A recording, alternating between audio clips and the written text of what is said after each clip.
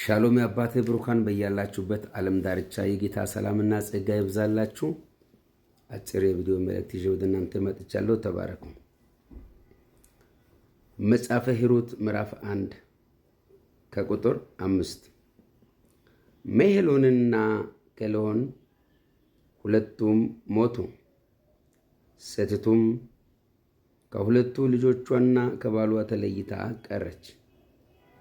እርሷም በሞዓብ ምድር ሳለች እግዚአብሔር ሕዝቡን እንደጎበኘ እንዲሁም እንጀራ እንደሰጣቸው ስለሰማች ከሞዓብ ምድር ልትመለስ ከሁለቱ ምራቶቿ ጋር ተነሳች። ኢየሱስ ጌታ ነው። በዚህ ቦታ የሚገርም መልእክት አለ። ኑሃምን በከፍተኛ ሐዘን ውስጥ ሆና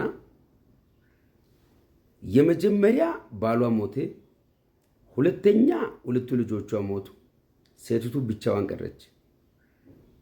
በዚህ በከፍተኛ ሐዘን ውስጥ ሆና አንድ የምስራች ሰማች። እግዚአብሔር ሕዝቡን ጎበኘ፣ እግዚአብሔር ለሕዝቡ እንጀራ ሰጠ የሚለውን የምስራች ሰማች። ይባርካችኋለሁ።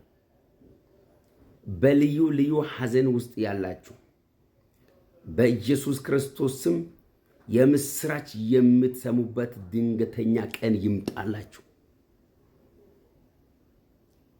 በልዩ ልዩ ጭንቀት ውስጥ ሆናችሁ የምታለቅሱ በጌታ በኢየሱስ ክርስቶስ ስምና ስልጣን የምስራች የምትሰሙበት ቀን ይፍጠንላችሁ። በልዩ ልዩ መከራ ውስጥ ያላችሁ፣ በልዩ ልዩ ጉስቁልና ውስጥ ያላችሁ በጌታ በኢየሱስ ክርስቶስ ስምና ስልጣን ጉስቁልናችሁን የሚያስረሳ የምስራች በኢየሱስም የምትሰሙበት ዘመን ይምጣላችሁ። በሐዘን የመታችሁ፣ ልባችሁን የሰበረ፣ ውስጣችሁን ያናወጠ መከራ በኢየሱስ ስም ከእናንተ ላይ ይመታ፣ በኢየሱስ ስም ከእናንተ ላይ ይነቀል፣ በኢየሱስ ስም ከእናንተ ላይ ይሰበር።